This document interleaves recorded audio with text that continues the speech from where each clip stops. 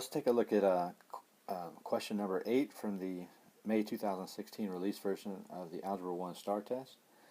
Let's go ahead and read. What value of x makes the equation negative 5x minus the quantity, that's how we say when you have an expression inside parentheses, the quantity negative 7 minus 4x equals negative 2 times the quantity 3x minus 4.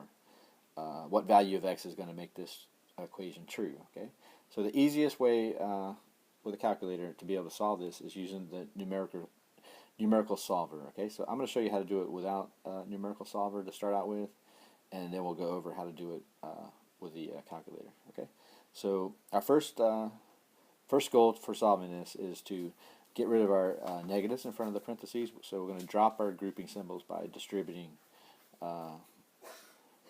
our negative values. We're going to distribute our negative values to both of our quantities here, and then we'll go ahead and combine our like terms and solve for x. So let's go ahead and do this by hand without a calculator. Okay, so here we go. So we're going to distribute. We're just going to bring down the negative 5x. Okay, and now we're going to distribute the negative to the negative 7 and then to the negative 4x. Okay, so that's going to give us a positive 7 and a positive 4x. And let's go ahead and erase this equal sign here. Okay. All right, and then we have equals, and now we're going to distribute the negative 2 to the 3x, and then the negative 2 to the negative 4. So negative 2 times 3x gives us negative 6x, and then negative 2 times negative 4 gives us a positive 8. Okay, so what we're going to do is combine like terms on each side.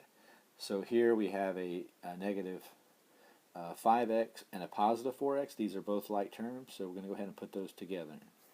So a negative 5x and a 4x gives us a negative x. And then we just have a plus 7, so bring down our plus 7. And there's only two terms on the right side, and they're not like terms, so let's go ahead and leave them separate. So we have negative 6x plus 8. Okay. All right, so now we want to decide which way we're going to move our x's. So let's move the negative 6 over here to the left by adding 6x to both sides. Okay, when we add 6x, it'll make this negative 6 become 0. And whatever you do to one side of the equation, you must do it on the other side to keep everything in balance. Okay, so we're going to add 6x to both sides. And let's go ahead and do that step. So we have plus 6x here, and then plus 6x over here. Okay, and let's go ahead and finish, total up the left side, and we're going to have a negative x and a positive 6x give us 5x. Bring down our plus 7. And over here we have the negative 6 and the positive 6x give us 0, so we're just left with 8. Okay, so our next step is to move this constant value 7 over to the right side by subtracting 7 from both sides. So let's go ahead and do that step.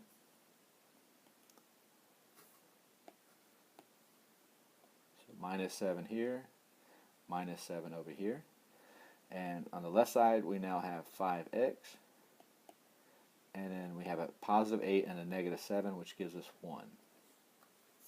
So we have one final step, is to divide by our coefficient of our variable x that we're trying to solve for. And so let's go ahead and do that. So we're going to divide both sides by 5. That's our coefficient of x, so divide both sides by 5. And we found out that x is going to equal 1/5. So let's take a look at our answer choices over here. So looks like answer J is going to be the proper answer choice.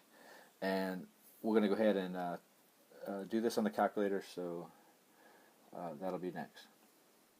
Okay, we're going to continue on with problem number 8. This time we're going to use the calculator to solve for it. Okay, so we want to go to Add Calculator or go to the calculator option on the scratchpad. Here we're going to use a calculator page on a document. Okay, so click Add Calculator. All right, so now you want to go click the menu button, and you want to go to option 3, which is Algebra, and then pick the first option, which is Numerical Solve. Okay.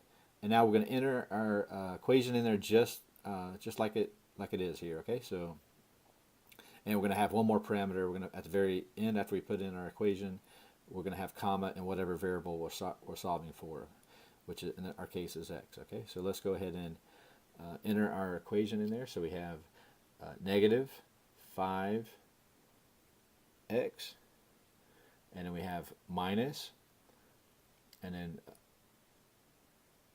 parentheses, and then we're going to have negative sign again. Okay, so if our first number of our equation needs to be a negative, not a minus sign, and then also inside of parentheses, the first number, if it's negative, is going to be a negative sign, not the minus sign. Okay, so be careful with that. So we've got negative 7 minus 4x. Okay, and now we're going to go outside of the parentheses that we just added. Put the equal sign, which is right below the control. Okay, and now we're going to put negative 2, and in parentheses again, the quantity 3x minus 4. Okay, and then we're almost done. Just put your comma, which is the very bottom left button here. So put in our comma, and then we're going to put our variable we're solving for, which is x in our case, and then hit enter.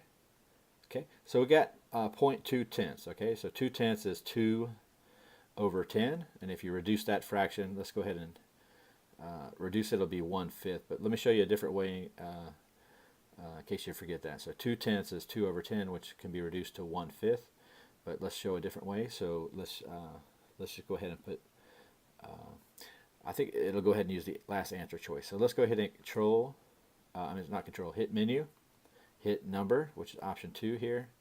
Do approximate to fraction. Okay, so see how it used the answer choice here? That's our last answer, which is 0.2. Okay, hit enter here, and it gave us 1/5. Okay, so we go back to look at our problem. We said that we got the same answer that we had when we did it by hand, so x equals 1/5 here. Okay, so try to learn it both ways. I know on a test you'll be under stress, so probably calculator is the best way. Just make sure you put it in there properly. Okay.